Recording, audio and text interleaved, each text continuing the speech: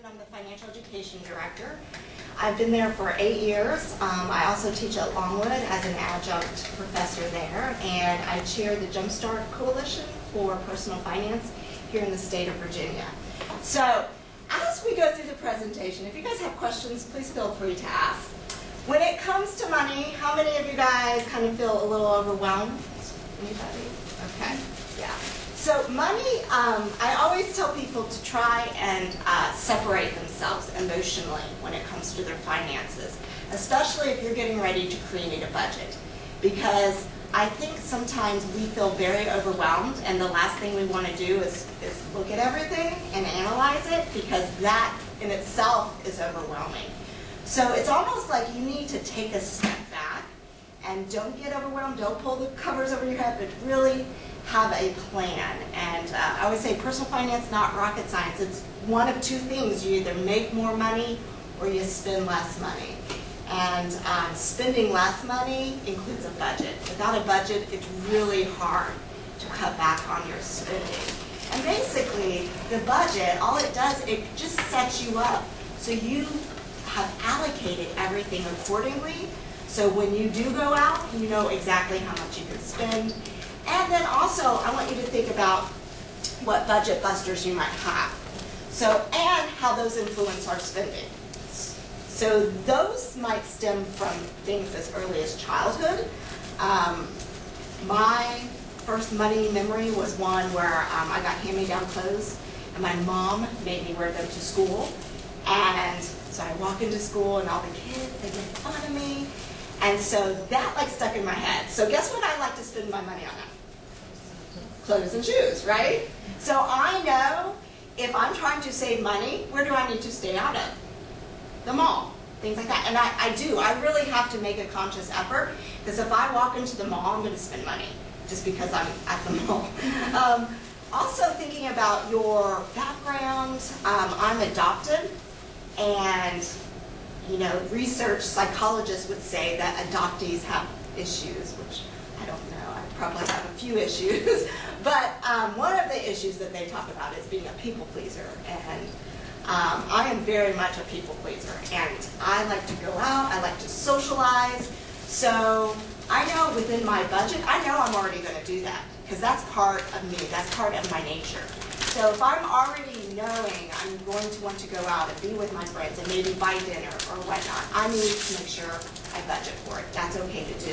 So what we're going to do is create a plan. I'm going to give you a lot of different tools today. You're going to have a packet tool. You're also going to get an Excel spreadsheet from me that can itemize all of your spending and show you exactly where you're overspending as well, so you can go back and fix it. Now, obviously, you are right now taking classes.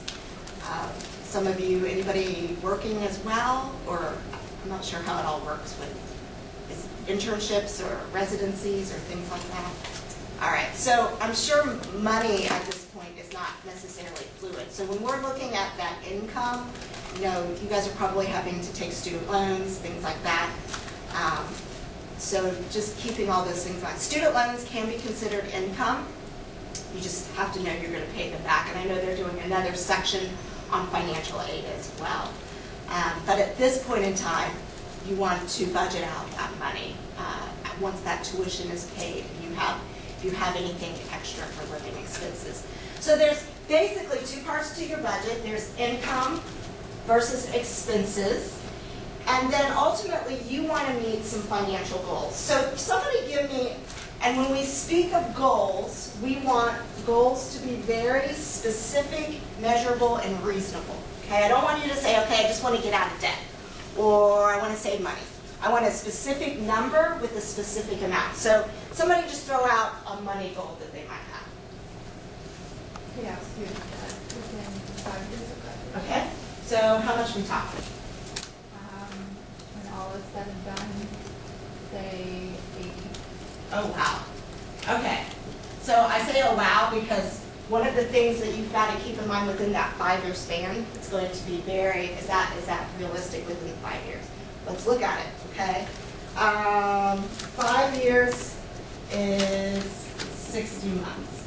So we've got a specific amount And then we're going to break up that within your time frame.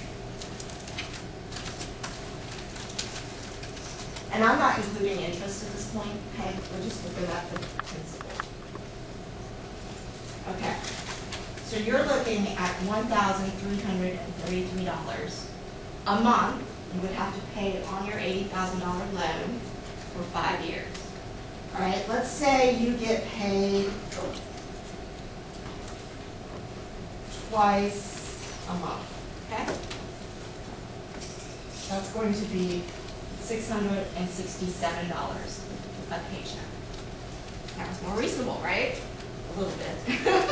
Let's say you want to do it weekly. So really, you're looking at $334 a week for 5 years. So you could do it weekly, bi-weekly, monthly. But if you just look at the total number, it gets a little overwhelming. So this is where if you want specific money goals, you want to break it down like this. All right, so let's say, but that's doable. $334 a week is doable. I mean, that might be an extra job. Again, you're looking at saving, earning more or spending less, and this would be your target number that you're aiming for, all right? I teach at the reason I like to work, but I don't like to work that much. So I teach at Longwood because I needed extra income to help pay for my son's college, you know? So one of two things there. All right, let's look at a $10,000 credit card debt as an example, okay? And let's look at 2 years. You want to get $10,000 in 2 years paid off. So you're looking at $416 a month, and then you're looking at $208 every other week, and then you're looking at $104 a week.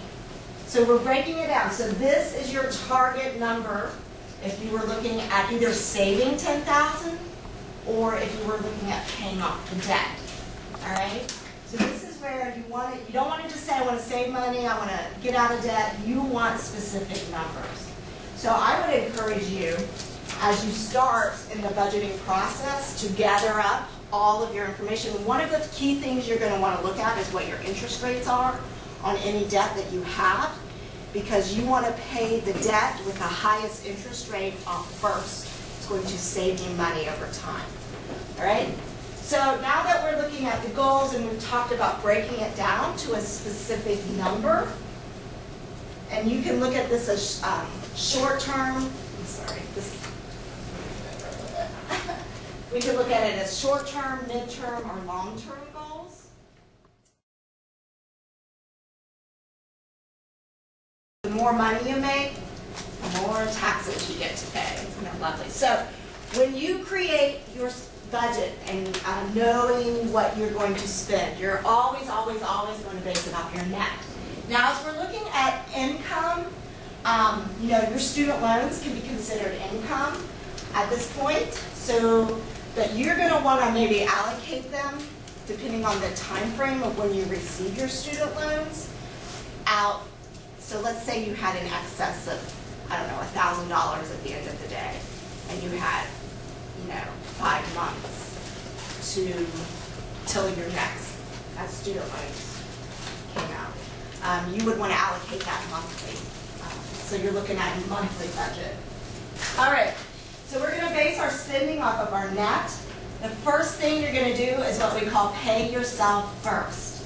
The rule of thumb is 10%. All right, so we're just going to move the decimal on your net over to the 100th place, or you can take your net times 0.1, and that is what you're going to write for your personal savings. Now, this personal savings can then be applied to your goals that we just talked about. You're trying to get the $150 a month. You pull it from your personal savings, that's fine. The savings can be targeted to specific financial goals, whatever you have. And you can break up your savings for different goals. So net times 0.1 is your personal savings. So we're paying ourselves first.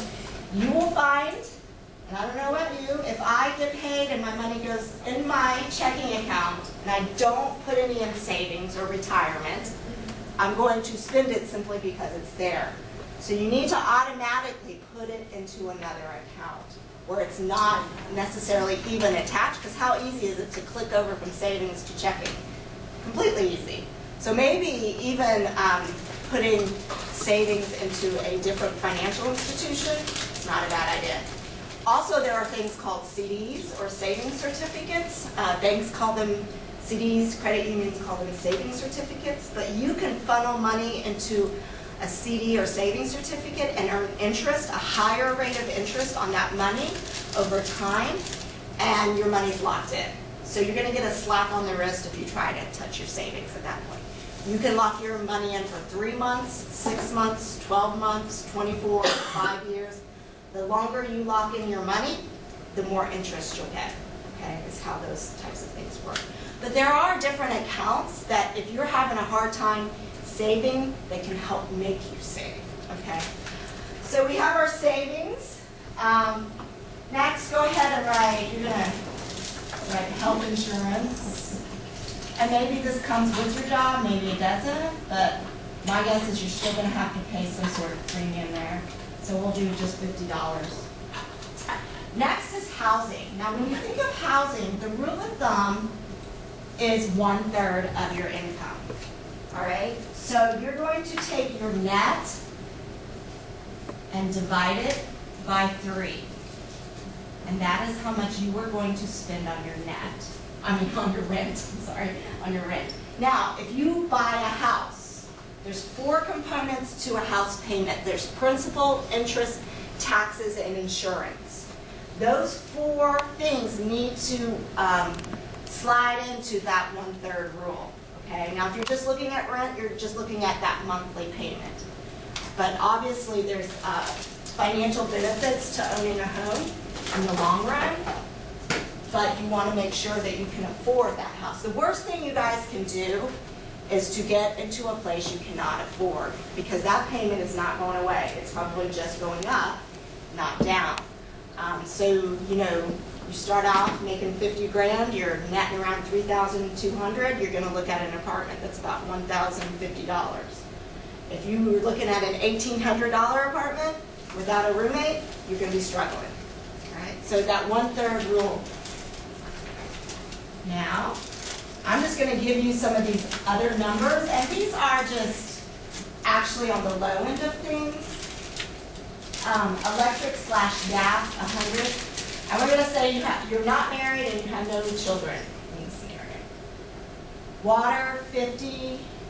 Garbage, 15. Which children take all your money? I have 2. Telephone. In fact, my oldest son's at South Dakota State University, and he's like texting me today, "Not money." Telephone, 80. Maintenance, 15. So we're allocating these expenses. Electric, 100. Water, 50. Garbage, 15. Telephone, 80. Maintenance, 15. Now let's look at what, on average, for a car payment you can afford. So you got your dream job. You guys are making over $100,000 a year. You can afford a really nice car payment. You could go up to about $750. So that's going to be your car payment. If you're making $80,000 to $100,000 a year, you can afford about a $600 car.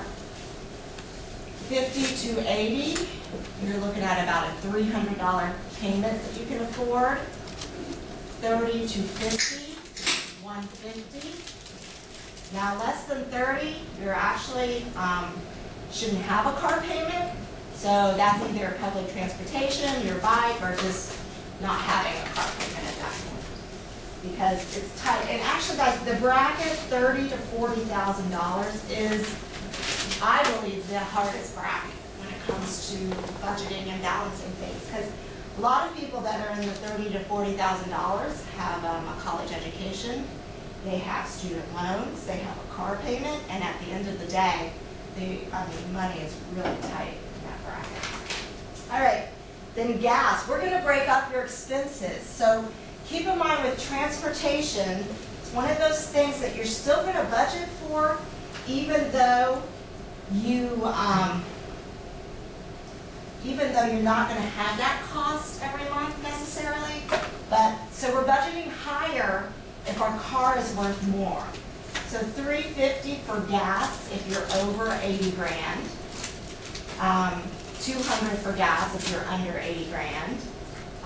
$70 for maintenance, $20 for maintenance if you're under. Insurance, $150 if you're over, $100 if you're under 80. And taxes. Anybody get their car tax bill in the mail this year?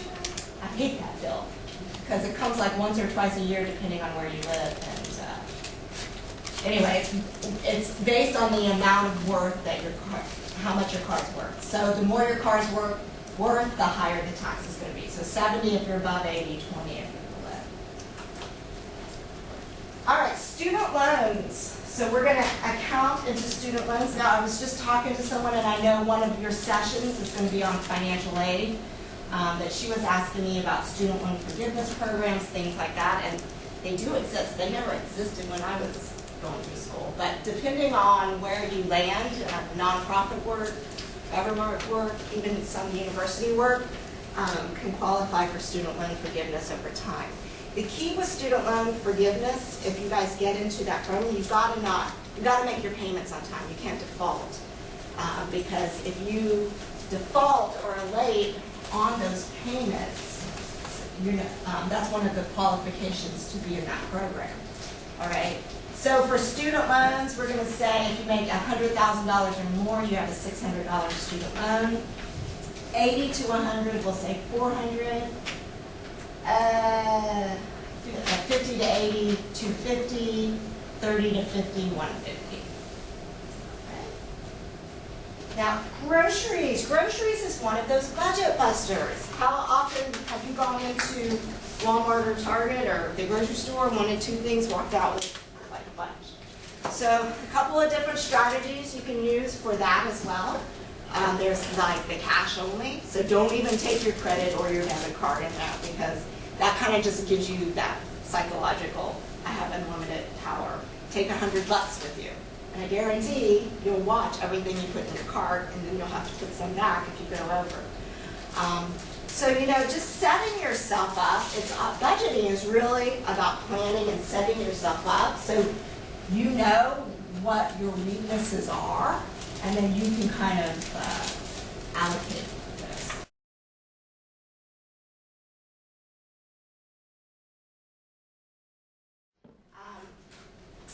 So the bottom line is, regardless of what you make, you should be budgeting.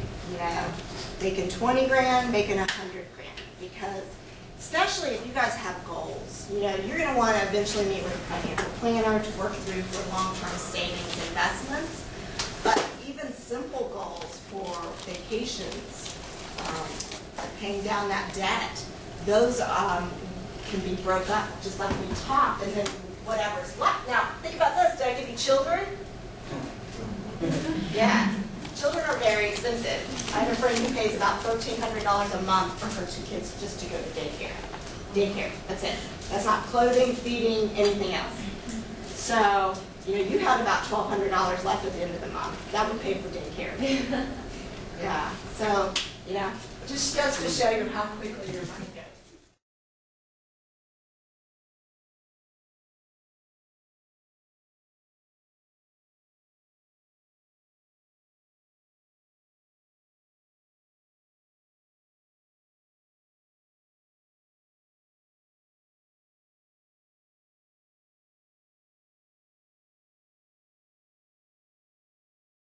You would then want to go back and be like, what are the things you can adjust? One of the things that you guys might want to look at eventually, if you have a car payment and you have a higher rate, you could always rebuy that car at a lower rate and get lower monthly payments, and it's the same time frame. So you're not adding anything to your car loan. So let's say you have a 6% car loan. If you have good credit, you could probably get like a 2% car loan. And you're saving $50 a month. Okay, is there a financing fee for that? No. Not at the credit union. It might be through other creditors. So, but yeah, credit union, we don't have financing fee. So, there's little things like that you can tweak.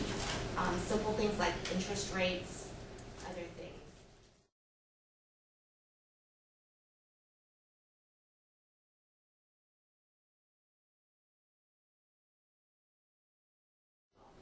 Okay, so let's talk credit cards and debit cards. Credit card, debit card, two completely different things. But people get confused because when you swipe your card, what question comes up in the kiosk? Credit or debit, all right? So that question has nothing to do with you as the consumer. Visa and MasterCard make money every single time somebody swipes a credit or debit card. If you hit debit, your financial institution's paying for that interchange. It's called an interchange fee. If you hit credit, Target, Walmart, wherever you're shopping is paying for it. So you can hit debit, you can hit credit, it doesn't matter. Now, when you're looking at more secure purchases, so you guys remember when Target was compromised? The people that used their debit card and put in their PIN number was compromised as well. The people who put in their debit card and hit credit and then just did a signature-based transaction, their credit card number was compromised, but not their PIN number, okay? So it's a little bit more secure when you swipe your card, even if it is a debit card, to hit credit, but ultimately at the end of the day, it doesn't matter. Your debit card has no impact on your credit whatsoever. Credit cards do. And you know, she was budgeting, I think, asking me whether or not to budget for a credit card, what does that look like? You do want to, well, I'm not telling you to get a credit card, so let me just say that. I'm telling you how to work the system, and we'll spend a whole 45 minutes on this in February if you come back. But, you know, if you use your card and then pay it off every month, that will help build your credit. The issue is people don't use their card, the people use their card and then they don't pay it off at the end of the month, and then that interest just accumulates. So if you do have a credit card, at the end of the day, if you're using it correctly, it can help build your credit. So ultimately, when you get ready to buy a house or buy a car, if you guys have nothing on your credit report but your student loans, you will probably not be able to get a really good interest rate on your house when you apply for a mortgage. You want some other things on there besides your student loans. Now, if you have just your student loans on your credit report and you're starting to pay those down, that is going to be reported, and that can help your score go up, all right? But if it's just student loans and they're completely in deferment, that's going to have a huge impact on whether or not you will qualify to buy a house. And it might even impact you with a car loan as well.